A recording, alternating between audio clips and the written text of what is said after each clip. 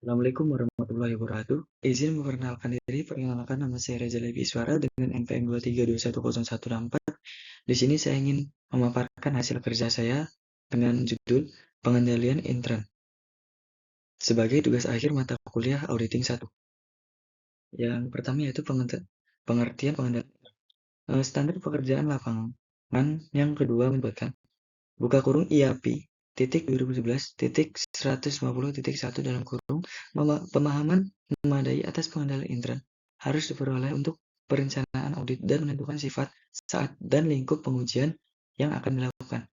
Buka kurung IAP titik 2011.319.2 tutup kurung mendefinisikan pengendalian intern sebagai suatu proses yang dijalankan oleh Dewan Komisaris Manajemen dan personal lain entitas yang didesain untuk memberikan keyakinan memadai tentang pencapaian 3 golongan tujuan berikut ini. 1. Kendalian pelaporan keuangan. 2. Efektivitas dan efisiensi operasi. 3. Kepatuhan terhadap hukum dan peraturan yang berlaku. Pengendalian intern terdiri atas 5 komponen, yaitu lingkungan pengendalian, penelusuran risiko, aktivitas pengendalian, informasi dan komunikasi, yang terakhir pengetahuan. Selanjutnya ada lingkungan pengendalian. Lingkungan pengendalian adalah fondasi utama pengendalian intern yang mencakup hal berikut ini, yaitu integrasi metodika, yang kedua komitmen terhadap kompetensi, yang ketiga peran Dewan Komisaris dan Komite Audit, yang keempat struktur organisasi, yang kelima pemberian wewenang dan tanggung jawab, yang keenam kebijakan dan praktik sumber daya manusia. Selanjutnya ada penafsiran risiko. Penafsiran risiko adalah proses mengidentifikasi risiko, menganalisis risiko, mengelola risiko yang dapat menghambat pencapaian tujuan. Risiko dapat timbul atau berubah karena keadaan berikut. 1. Perubahan lingkungan operasian. 2. Personal baru. 3. Produk atau aktivitas baru. Strukturasi perusahaan. 7. Operasi luar negeri. 8. Standar akuntansi baru.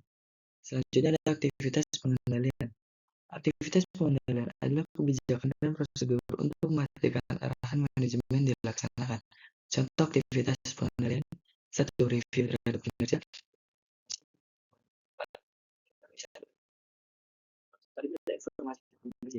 Informasi dari yang dan melaporkan transaksi aktivitas, baik yang berkaitan dengan peristiwa maupun kondisi, serta untuk memelihara akuntabilitas atas aset, utang, dan ekuitas yang bersangkutan. Kualitas informasi yang dihasilkan oleh sistem tersebut berdampak langsung terhadap kemampuan manajemen dalam membuat keputusan yang semestinya untuk mengendalikan aktivitas entitas serta menyusun laporan keuangan yang Anda miliki. Selanjutnya ada pemantauan. Pemantauan adalah proses menentukan kualitas kinerja pengendalian intern sepanjang waktu. Pemantauan mencakup penilaian terhadap desain dan pengoperasian pengendalian, serta tindakan korektif apabila diperlukan. Proses ini dilaksanakan melalui kegiatan yang berlangsung secara terus-menerus, evaluasi secara terpisah, atau kombinasi dari keduanya. Selanjutnya ada hubungan pengendalian intern dengan ruang lingkup dalam kurung skop pemeriksaan.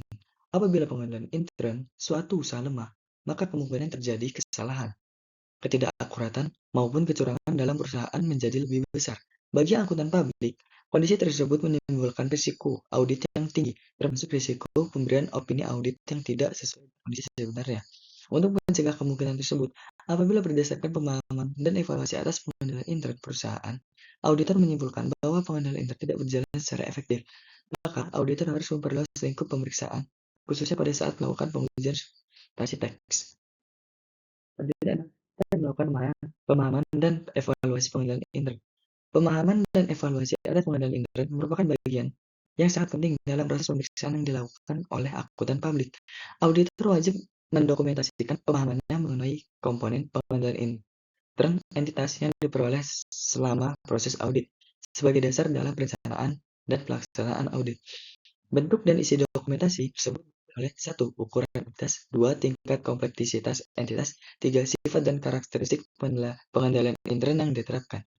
Dalam dokumentasikan pemahaman atas pengendalian intern, akuntan publik dapat menggunakan 3 cara, yaitu internal control questionnaire atau dalam kurung ICQ, yang kedua ada flow chart, yang ketiga ada naratif. Selanjutnya ada keterbatasan pengendalian indera entitas. Pengendalian intern dirancang untuk memberikan keyakinan memadai, bukan jaminan mutlak, terhadap pencapaian tujuan entitas. Keterbatasan ini disebabkan oleh beberapa faktor, antara lain kesalahan pertimbangan manusia, kelalaian, atau keliruan yang bersifat sederhana. Selain itu, pengendalian intern dapat menjadi tidak efektif akibat kolusi antara dua orang atau lebih, serta kemungkinan pengendalian oleh manajemen. Faktor lain yang perlu dipertimbangkan adalah biaya pengendalian, karena biaya tidak boleh melebihi manfaat yang diharapkan oleh pengendalian tersebut.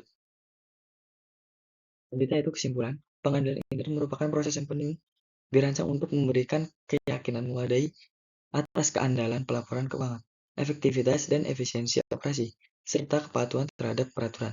Pengendalian intern terdiri dari 5 komponen utama dan harus dipahami serta dievaluasi dengan baik oleh auditor, karena berpengaruh langsung terhadap perencanaan dan lingkup pemeriksaan audit. Namun, pengendalian intern memiliki keterbatasan bawaan sehingga tidak dapat menjamin sepenuhnya tercapainya tujuan entitas. Oleh karena itu, pengendalian intern yang efektif sangat diperlukan untuk meminimalkan risiko kesalahan dan kecurangan, serta mendukung pengambilan keputusan dan pelaksanaan audit yang tepat.